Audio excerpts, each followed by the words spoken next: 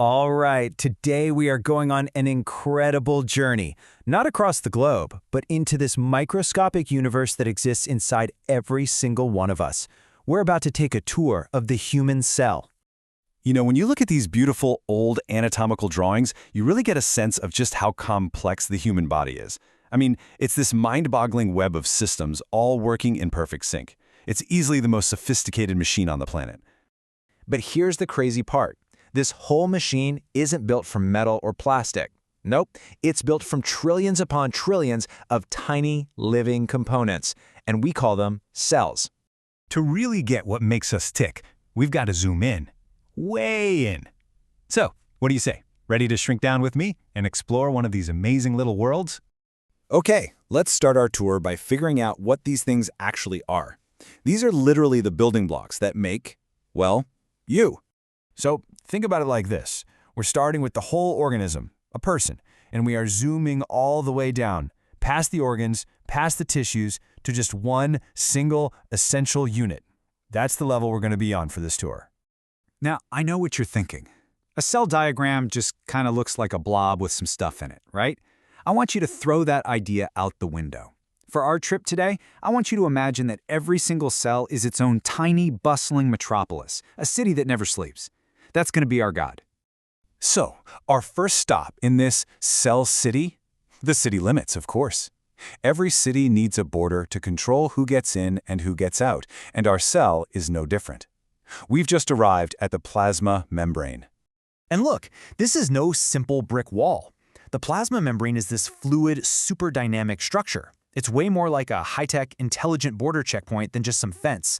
It's constantly deciding what's allowed through. So let's meet the security team here at the gate. The basic flexible fence is made of phospholipids. Then you've got cholesterol wedged in there to make sure the fence isn't too flimsy, gives it stability. The proteins, those are your actual security guards and gates. They create channels and docking points.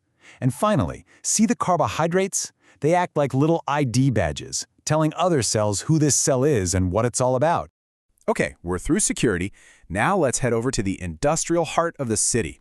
This is where the cell makes its most important products. Welcome to the factory, officially known as the endoplasmic reticulum, or ER for short. This factory has two different divisions. You've got the rough ER, which looks bumpy because it's covered in little workers called ribosomes. This is the main assembly line for proteins that are going to be shipped out of the city. Then you've got the smooth ER. No ribosomes here. Its job is totally different. It makes lipids, handles carbs, and even acts as the city's detox center. So, what about those little assembly workers I mentioned? Those are the ribosomes. They are the actual machines that build every single protein. They read the genetic instructions and piece everything together. Some of them just float around the city making proteins for local use, and others, as we saw, are attached to the ER, making goods for export. All right, so the factory has just churned out a fresh batch of proteins. But they can't just wander off the factory floor, right? They need to be packaged, processed, and shipped to the right address. So how does the city handle its logistics? With delivery trucks, of course. In the cell, we call these transport vesicles. Basically, a little bubble of membrane just pinches right off the ER, carrying the new proteins inside, and off it goes, driving through the city to our next destination. And where are those delivery trucks headed? You're on their way to the city's main post office and distribution hub, the Golgi apparatus. This is where everything gets sorted. The Golgi works pretty much exactly like a real post office. First, you have the receiving dock, where all the vesicles from the factory arrive and drop off their packages. Then, inside, the proteins get processed. Maybe they get folded into shape or have some sugars attached. Then, they're sorted and packed up with a new shipping label. Finally, new vesicles, the mail trucks, peel off from the shipping dock, ready to deliver the finished product wherever it needs to go. So we've seen how our city builds and ships things. But what about the really essential services? Every city needs a power grid and a sanitation department just to keep the lights on and the streets clean.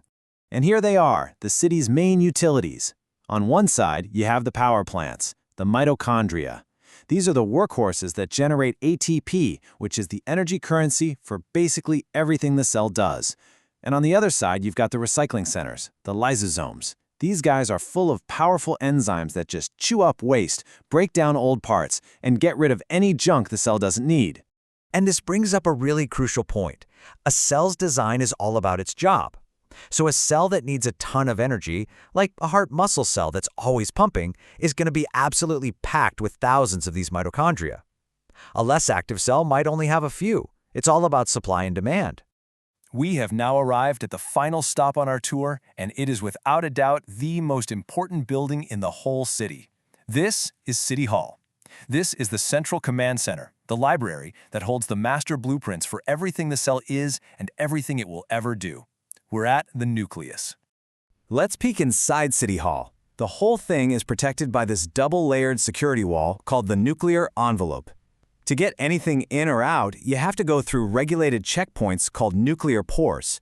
The main vault inside holds the chromatin. That's all of the DNA blueprints. And there's even a little office in here, the nucleolus, whose entire job is to build those ribosome workers we met back at the factory. Now, a city doesn't need every blueprint out on the table at the same time, right? So the cell is smart about it. The blueprints that are actively being used are unrolled and easy to read. That's called euchromatin. But the plans that aren't needed right now, they get tightly packed up and filed away in storage. That dense, stored DNA is called heterochromatin. And with that, our tour comes to an end. As we zoom back out, we can see the whole Cell City one last time. We've been to the border, the factory, the post office, the power plant, and City Hall. And hopefully you can see now how all these different parts, these organelles, work together in perfect harmony to create this single, incredible, living thing. So I'll leave you with this one last thought to chew on. If just one of your cells is as complex and busy as an entire city, what does that make the 37 trillion of them all working together that make up you?